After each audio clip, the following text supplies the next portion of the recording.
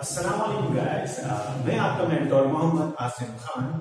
आज second year का commerce का एक ऐसा टॉपिक जिसका नाम है नॉन प्रॉफिट कंसर्न या नॉन प्रॉफिट ऑर्गेनाइजेशन डिस्कस करने जा रहा हूं। ये आपको बी सेक्शन में 12.5 नंबर गेन करके देता है। नॉन प्रॉफिट ऑर्गेनाइजेशन बेसिकली सबसे पहले आप तमाम लोगों को नॉन प्रॉफिट ऑर्गेनाइजेशन के हवाले से पूरी थीम क्लियर होना जरूरी है। नॉन प्रॉफिट ऑर्गेनाइजेशन हमारे कुछ माशरे के कुछ ऐसे इदारे जिनका कोर पर्पस मुनाफा कमाना नहीं बल्कि लोगों की फलाह और बहबूद का काम होता है। जैसे हमारे वाइडल एग्जाम्पल है हमारे माशरे की JTC फाउंडेशन, ईदी छिपा सलानी वेलफेयर, कुछ ऐसी ऑर्गेनाइजेशन जिनका मेन मकसद मुनाफा कमाना नहीं बल्कि लोगों की फलाह के लिए काम करना होता है। कुछ ऐसे इदारे हैं जो मुनाफा नहीं कमाएंगे मगर उनके पास अकाउंटिंग रिकॉर्ड जरूर मेंटेन किया जाता है, क्योंकि बेसिकली ऐसी ऑर्गेनाइजेशन के पास सोर्सेस ऑफ फंडिंग होती है। जब सोर्स ऑफ फंड होती है, जैसे मैंने आपको लिस्ट डाउन करके यहाँ पर लिख कर दिखाया है, सोर्स ऑफ इनकम में हमारे पास कुछ ऐसी इनकम है जो मैंने आपको यहाँ पर लिस्ट डाउन कर दी है।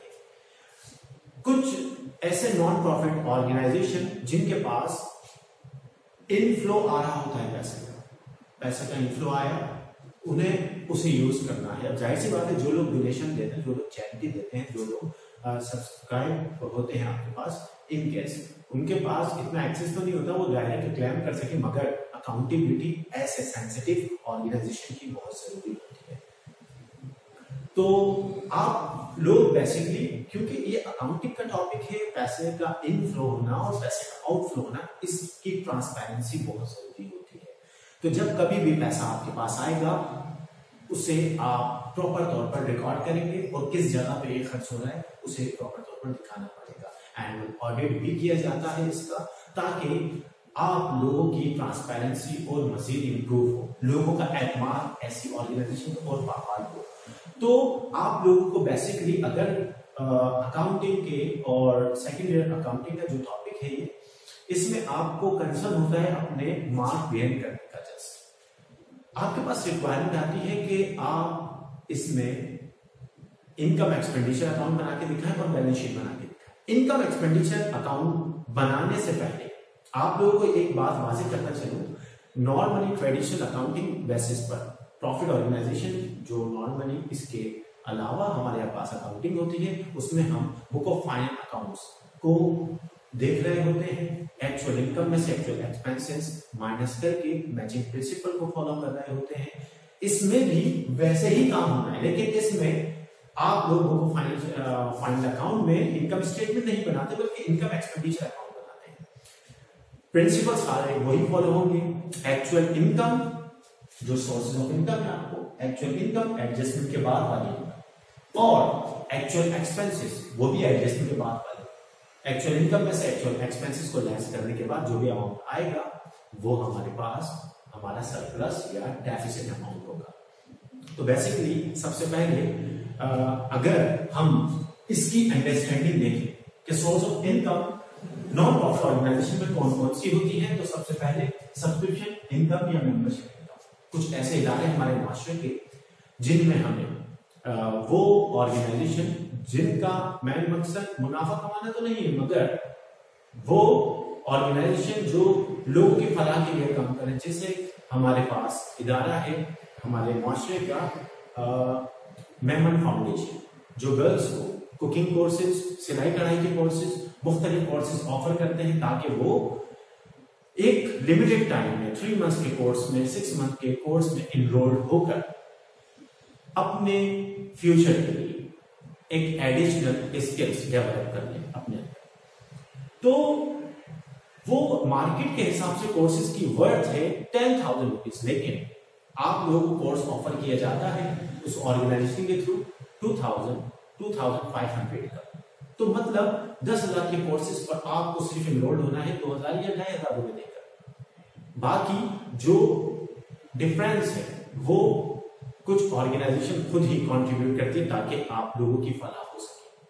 तो वो जो अमाउंट आप 2,500 रुपए या 2,000 रुपए अपने आप को इनरोल करवाने में लगाते हैं, ऑर्गेनाइजेशन उसे रिकॉर्ड करती है सब्सक्रिप्शन इनकम या मेंबरशिप इनकम के नाम से चल रही है।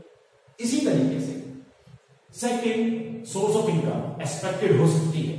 फॉर एग्जांपल मैंने जेडीसी फाउंडेशन में फंड रेजिंग प्रोग्राम के लिए एक ऐसा इवेंट ऑर्गेनाइज किया जिसमें आतिफ असलम को या राहत फतेह अली को मैंने कॉन्सर्ट के लिए बुलाया। 1000 सीट्स अरेंजमेंट की और 1000 पर पास उसकी फीस रखी। तो जब मैंने वो इवेंट ऑर्गेनाइज किया, जाहिर सी बात है उसे ऑर्गेनाइज करने में मैंने प्रिंटिंग की कॉस्ट भी लगाई, तमाम चीजें, और जो शख्स इंटर होगा वो एंट्रेंस फीस देगा, मतलब उस पास के अगेंस्ट अमाउंट देगा। वो पासेस बिक जाते हैं, उसके अगेंस्ट जो भी अमाउंट जनरेट होकर आता है आपका इदारा उसे रिकॉर्ड करता है एंट्रेंस फीस इनकम के नाम से। इसी तरीके से डोनेशन है, चैरिटी है, जो नॉर्मली हमारे इस्लामी तर्ज के हिसाब से हर शख्स मंथली बेसिस पर भी दे रहा होता है, डेली बेसिस पर भी दे रहा होता है, वीकली बेसिस पर भी, और कुछ लोग ईयरली बेसिस पर भी ज़कात, फितरा वगैरह तमाम चीजें दे रहे होते हैं। तो डोनेशन और चैरिटी तो जनरली हमारे मतलब रैपिड बेसिस पर हमारे पास आ रहे होते हैं। इसी तरीके से एक टर्म यूज की जाती है लेगेसी। लेगेसी बेसिकली एक मिरास, इसका एप्रोप्रिएट वर्ड है उर्दू में, कि फॉर एग्जाम्पल एक शख्स है जिसकी प्रॉपर्टी है तकरीबन 10 करोड़ रुपए, वो 10 करोड़ रुपए उसकी प्रॉपर्टी है और वो उसके कोई औलाद नहीं है, उसने अपना तमाम अमाउंट, अपनी जायदाद अपने ही जिंदगी में नॉमिनेट कर दी। हाँ भाई मेरे जब तक मैं हयात हूँ तो मैं अपने मतलब तमाम जितने भी सरगर्मियाँ हैं अपनी मुआशी को अंजाम दे रहा हूँ, मेरे इंतकाल के बाद मेरी तमाम तर प्रॉपर्टी इस सैलानी वेलफेयर को दे दी जाए। तो जब उसका इंतकाल हो जाएगा तो उसकी प्रॉपर्टी पूरी की पूरी अमाउंट की ट्रांसफर कर दी जाएगी सैलानी वेलफेयर ऑर्गेनाइजेशन के अकाउंट में। तो उसे लेगेसी इनकम हम अपने पास रिकॉर्ड करेंगे और उसे यूज करने का अमल मैनेजमेंट का डिसीजन होता है।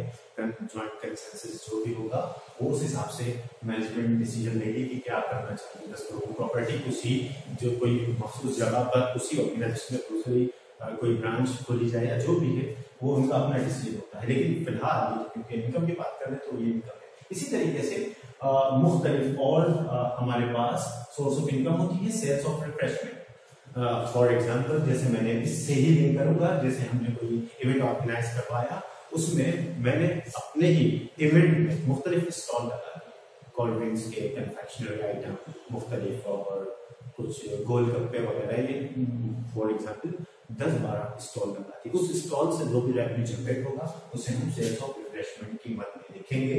इसी तरीके से सेल्स ऑफ ओल्ड फर्नीचर वगैरह ये तमाम चीजें भी हमारी इनकम का हिस्सा होता है। जैसे ओल्ड फर्नीचर की वैल्यू 50,000 से अलाउ कर दिया हमने और वो अमाउंट हमारे पास आ रहा है।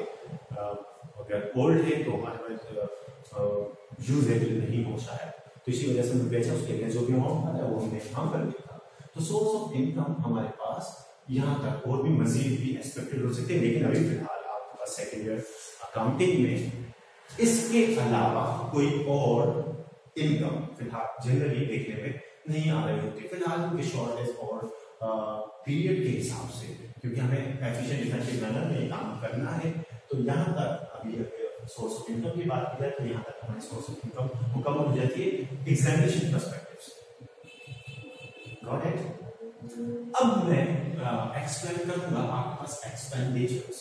एक्सपेंडिचर जनरली एक्सपेंडिचर अलग नहीं होते, एक्सपेंडिचर आपके अकाउंटिंग के पर्सपेक्टिव से। तो जब कभी भी हम इनकम सोर्स ऑफ इनकम की बात करते हैं तो सोर्स ऑफ एक्सपेंडिचर्स की भी बात कर लेते हैं ताकि आपको पूरा विजन नॉन प्रॉफिट का क्लियर हो जाए। तो ना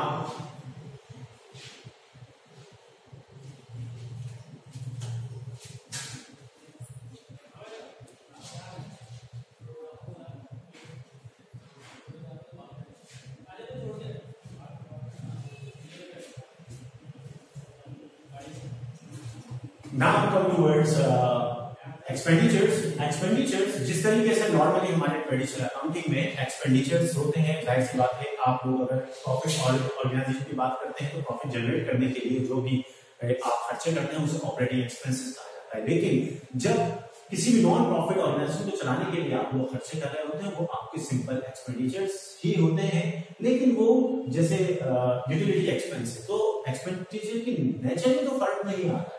यूटिलिटी एक्सपेंस हमारे वही बिजली पानी गैस वगैरह तमाम चीजें होती हैं, वही यूटिलिटी एक्सपेंस हर इदारे के खर्चे होते हैं।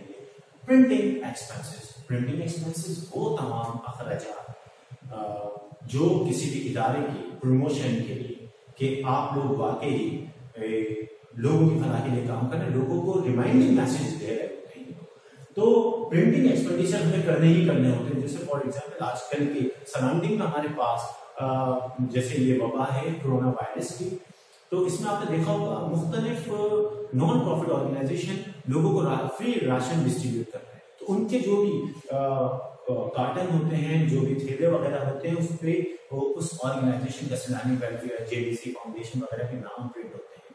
कुछ लोग हैं जैसे एहसास प्रोग्राम है इमरान खान साहब का, उसमें टी शर्ट प्रिंट हुई हुई है, तो वो लोग इन्वॉल्व हैं इस एक्टिविटीज में। ये जो भी ये फलाह की वो एक्टिविटीज हैं इसमें, तो ये खर्चे आपको करने ही करने होते हैं क्योंकि आप लोगों को कुछ चीजें दिखानी भी पड़ती है ताकि आपके पास डोनेशन वगैरह रैपिडली बेसिस पर जनरेट हो सके। इसी तरीके से डेप्रिसिएशन एक्सपेंस नॉर्मल खर्चा ही है ऑर्गेनाइजेशन को चलाने के लिए। अब ऐसी बात है आपके पास फर्नीचर और फिक्स एसेट्स भी होंगे, कुछ इक्विपमेंट मशीनरी भी होगी, तो वो जब यूज करेंगे with the passage of time वो अपनी वैल्यू डी वैल्यू करते हैं।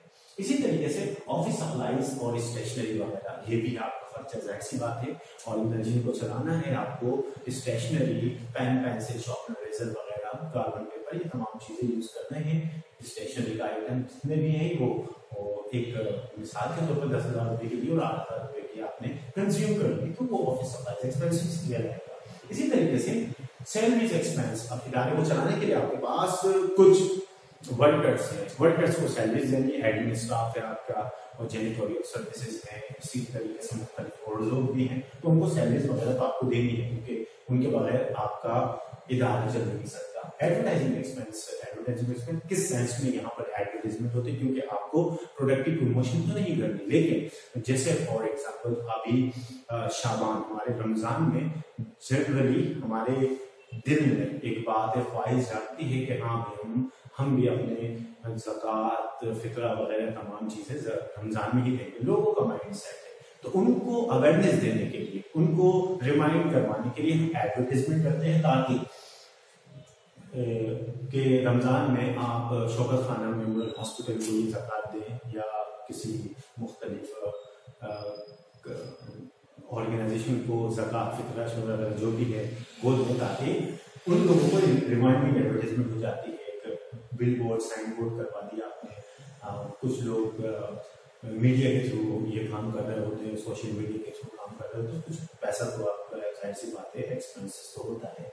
इसी तरीके से फ्री डिस्ट्रीब्यूशन ऑफ गिफ्ट वगैरह, फ्री डिस्ट्रीब्यूशन में फॉर एग्जांपल आप लोगों के पास क्वेश्चंस में कुछ और भी एक्सपेंडिचर है जो आपको जाहिर सी बात है जब आप पढ़ेंगे तो मुख्तलिफ सेंस देते हैं इसके, जैसे विडोज जो है व्यवहार हैं उनके सिलाई मशीन दे दी, कुछ लोग माजूर हैं उनको व्हील चेयर दे दी, कुछ लोग बेरोजगार हैं उनको रक्षे दे दी आपने अपने पास से। तो अपने पास से जो कोई भी चीज देंगे, व्हील चेयर दे रहे हैं, सिलाई मशीनें दे रहे हैं या कोई रक्षा वगैरह दे रहे हैं तो उसकी भी कॉस्ट है, खर्चा है, पैसा है आपका, तो आपने फ्री डिस्ट्रीब्यूट किया तो वो भी कॉस्ट होगी, जाहिर सी बात है खर्चे तो ही आपके। तो आपको बेसिकली इस क्वेश्चन के पर्सपेक्टिव से ये बात सोचनी है कि आप एक ऐसा इदारा चला रहे हैं जिसमें सोर्स ऑफ इनकम आपके पास इस तरीके से आ सकती है और उससे इस तरीके से आप खर्च करते हैं। लाजमी नहीं है कि यही इनकम, इसके अलावा भी एक्सपेक्टेड इनकम हो सकती है, लेकिन फिलहाल आपकी सेकेंड ईयर के पॉइंट ऑफ व्यू से आपकी एक्सपेक्टेड इनकम भी यही है और एक्सपेंसेस भी यही है। इसके अलावा बाकी कोई और एक्सपेंसेस आपके सामने आता है तो आप लोगों को एनालाइज करना है, हाँ ये खर्चा है हमारा, या अपने आप को इदारे का एक ऐसा शख्स, इदारे का सरबराह समझकर आप लोगों को ये क्वेश्चन सॉल्व करना है, तो आपके लिए बहुत ही इजी और आसानी हो जाएगी इसे सॉल्व करने में। तो सॉल्यूशन की तरफ अभी नहीं आया, मैं जस्ट आपको मैन कॉन्सेप्ट, मैन बेसिक और थीम क्लियर कर रहा हूं इसकी। तो आप लोगों को एग्जाम में सिर्फ इनकम एक्सपेंडिचर अकाउंट बनाना है और बैलेंस शीट बनानी है। इनकम एक्सपेंडिचर अकाउंट बनाते वक्त आप लोगों को मैचिंग प्रिंसिपल को फॉलो करना है। एक्चुअल इनकम लेनी है जो source of income, actual income का मतलब एडजस्टमेंट के बाद वाली तमाम इनकम, एक्चुअल एक्सपेंसेस का मतलब एडजस्टमेंट के बाद वाले एक्सपेंसेस। क्योंकि एडजस्टमेंट में अगर आप लोगों को परेशानी है तो पहले एडजस्टमेंट अपनी करेक्ट करें, उसके बाद फर्दर ये क्वेश्चन अटेम्प्ट करने के कैपेबल होंगे आप। तो एडजस्टमेंट में कोई गलती ना हो जाए। Acrid subscription, subscription receivable, outstanding subscription, इनके कॉन्सेप्ट भी आपके बिल्कुल क्रिस्टल क्लियर होने चाहिए। तो आज तक का टॉपिक यहां तक मैंने आपको अवेयरनेस दी तमाम सोर्स ऑफ इनकम के, तमाम सोर्स ऑफ जो भी एक्सपेंसेस हैं इनके, ताकि आप लोग क्वेश्चन अटेम्प्ट करने में आपको कोई दुश्वारी का सामना ना करना पड़े। अब मैं इसका एक सेकेंड पार्ट में, दूसरे लेक्चर में मैं इसका बाकायदा तौर पर एक आपके पास पेपर से क्वेश्चन जो आपके तमाम क्वेश्चन की डायमेंशन क्लियर कर रहा होगा वो सॉल्व भी करवा दूंगा, ताकि उसका लिंक आपको यहीं से मिल जाएगा इसी में क्वेश्चन से, कि आप किस तरीके से actual practically source of income और एक्सपेंडिचर को एलोकेट करते हैं अपने इनकम एक्सपेंडिचर अकाउंट में, किस तरीके से बैलेंस शीट रिपोर्ट करते हैं, बनाते हैं। आज जो टॉपिक है वो यहीं तक है। इंशाल्लाह नेक्स्ट टॉपिक में सेशन में मुलाकात होती है, ताकि मैं आपको प्रैक्टिकली इस क्वेश्चन का सॉल्यूशन दे सकूं। अपना बड़ा ख्याल रखिएगा। खुदा हाफिज़।